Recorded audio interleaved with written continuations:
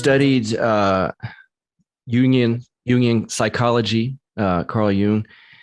I want to bring some of that up in this discussion as well. And again, we mentioned projection, and he talked about reclaiming the shadow. Otherwise, it'll be projected onto others. Yeah. Talk about how that fits into what we've been seeing a lot, and not even just with the elite who are doing this, but I see it just in the rank and file left, people that I know.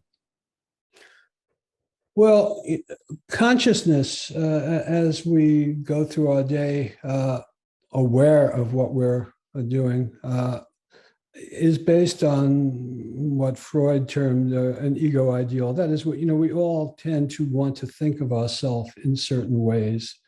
And many people want to think of themselves, understandably, as good people, as virtuous people, etc. When you have a rigid personality, the elements that are difficult for consciousness to absorb are essentially suppressed.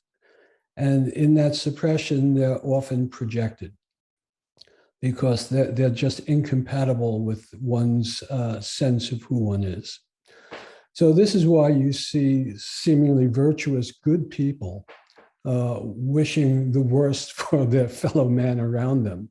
And acting in the most vitriolic and hateful ways, because essentially they've been unable to incorporate the aspects of themselves which are less than perfect, which are less than virtuous, but which are part of the human condition.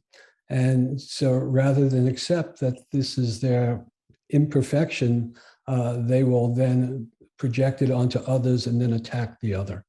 And I think that's, simply put, I think what we're seeing amongst these virtuous people on the left. They're concerned for real people. Their concern for their fellow man in any genuine way is essentially absent. Okay. And this is, I talk about this in the book, and this is also well known. They have a tremendous ability to abstract situations and to produce ideologies, which are always abstractions and never really get to the actual situation at hand.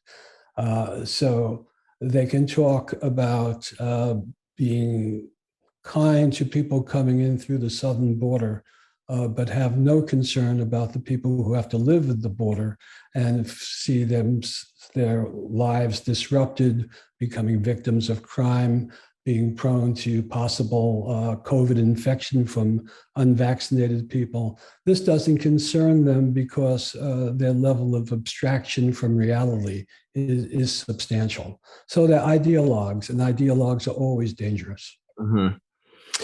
Yeah, that's well put. Virtue signaling is that, that kind of touches upon this, and it seems to be more ubiquitous now than it was at least 10 years ago.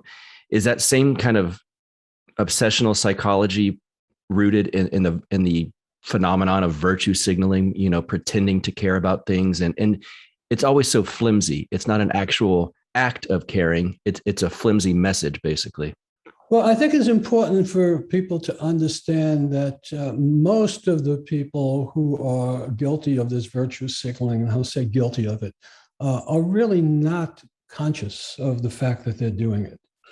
There may be some cynical people in Washington who really have a plan and know what they're doing because their whole life is just a falsehood. But I think the vast majority of people out in society who think of themselves as virtuous really have no inkling that perhaps they're not. And to suggest to them that they're not is to essentially threaten them again and make them paranoid. And so you'll see you will be attacked if you even suggest it. So this is why speech is being canceled. This is the whole political correct endeavor. It's a way to essentially expunge any controversy, any challenge to one's internal system of thought and being, so that they can maintain their illusion of being virtuous.